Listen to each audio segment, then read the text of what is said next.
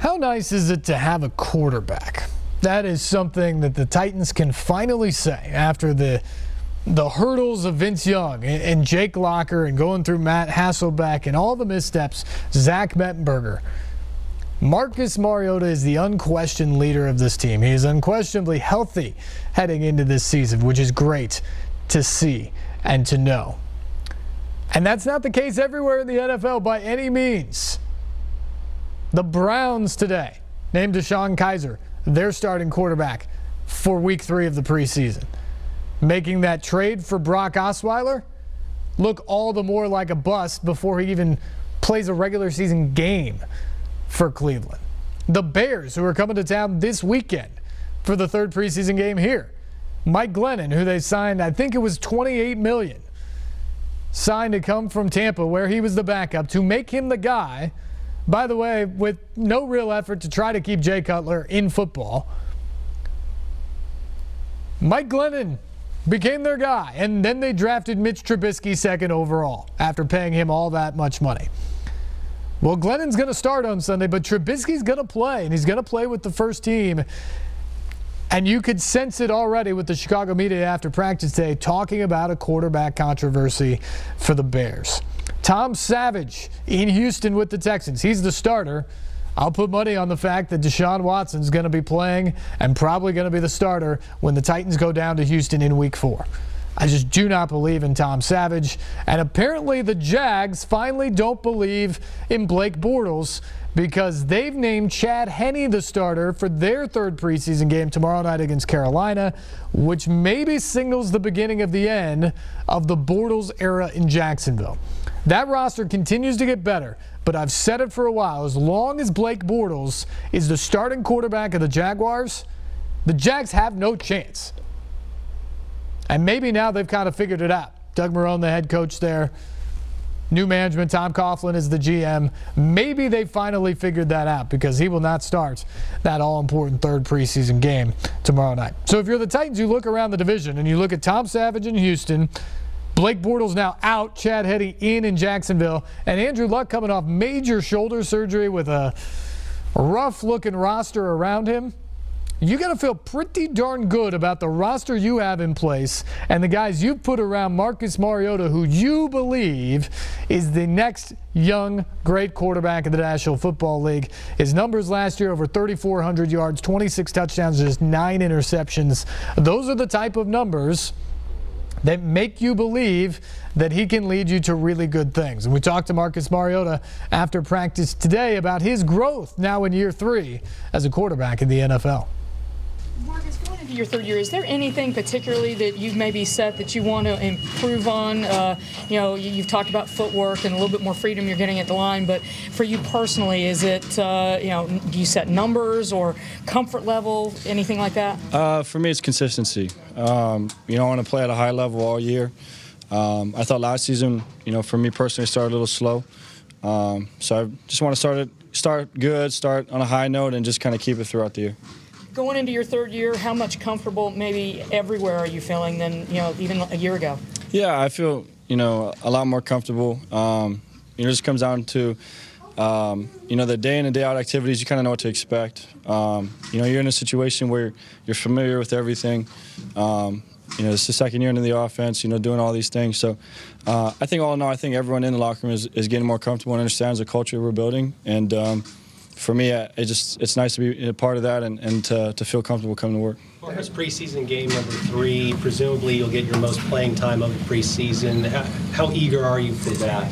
That's a great opportunity. For us, it's all the hard work that we put in training camp. We get to go out there and hopefully just show everybody what we've been able to do. Put together good drives, score points, and just build upon hopefully that foundation that's going to make us successful this year. Mike was talking about the fact that good chance you'll play through the half and maybe come out at the start of the 3rd quarter. To get into kind of a routine back to what it's going to really be like on regular season Sundays, how important is that? Yeah, it is important. For me, it's been a while.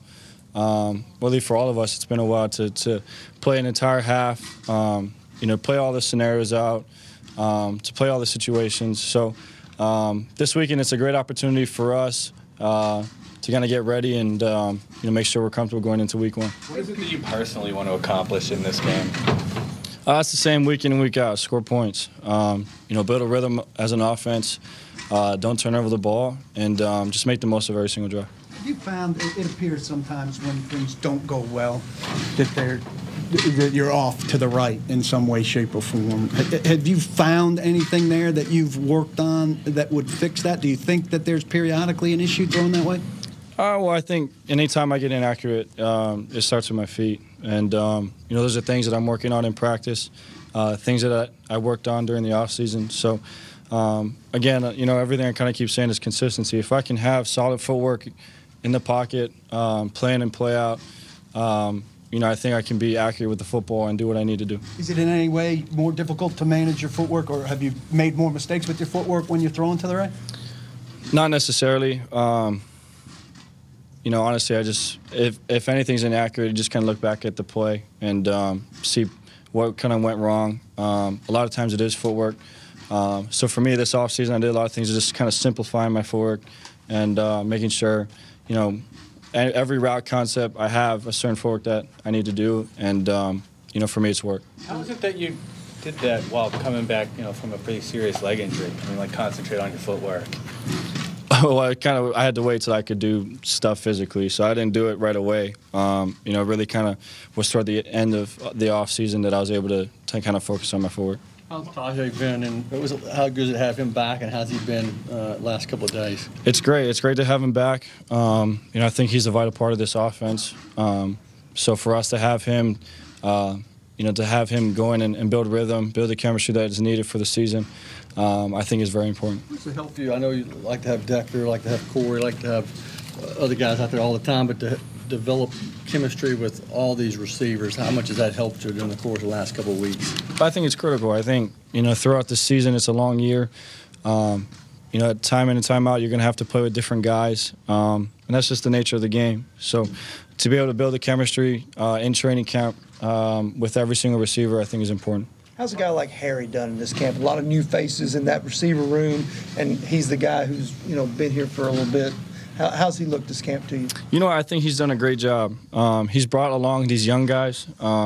He's kind of that coach on the field for these guys. So when Harry's asked to do something, he's more than able to. He's made plays for us.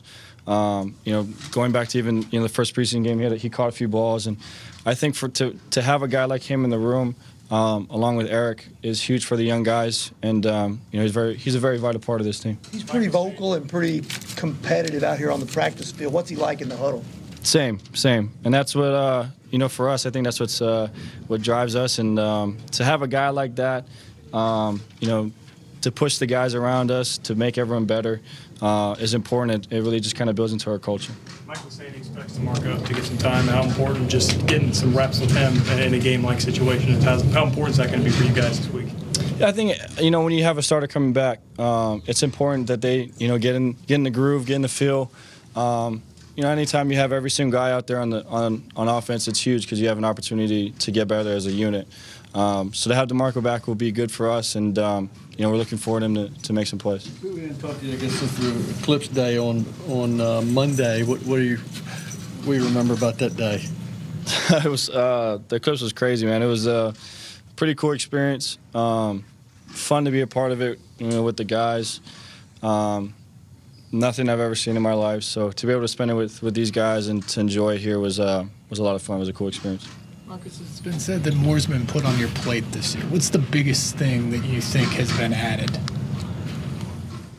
When it comes down to it, just putting our team in the best situations, making play calls that'll allow these guys to just play to the best of their abilities. I learned a lot from J. Mike and Coach Robisky and Coach Malarkey, and for me, I just want to be able to put that on the field and just really put our team in the best situations. How much of a freedom is that? Are you checking out of something unfavorable into something that in that situation would be favorable? Is it like a two-option thing, or is it a... Yeah, at times. You talk about certain scenarios through the course of camp, through the course of an off season.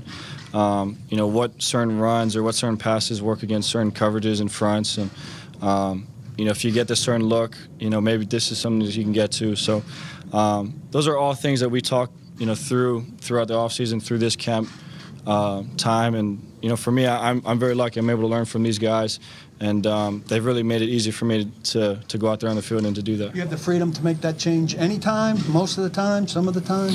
Yeah, just whenever, whatever is going on the field. If the coaches, for me, they tell me just if I see some, just to go out there and to do what they think or what I think is best. Mike was raving a little bit about Derrick Henry earlier. What have you seen from him in year 2? Man, physically, that guy's special.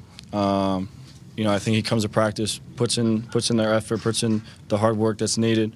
He's made plays in the preseason, even dating the back last year. And to have a guy like that in the backfield is going to be very important for us as the season goes on. I think he's going to be one of those types of guys that can make plays. Who are the young guys or newcomers in the secondary who kind of surprise you or stand out to you in any way? I think all those guys. Sif, Logan, even the young guy, Dory. Those guys have done a great job of making it hard on us in practice. I think back and forth we're making each other better, and that's what's important. Marcus, making checks at the line, is that something that you've had before, whether in college, high school? And if so, is it nice to be able to have that again, if you had, or is it the first time you've had this much freedom this season?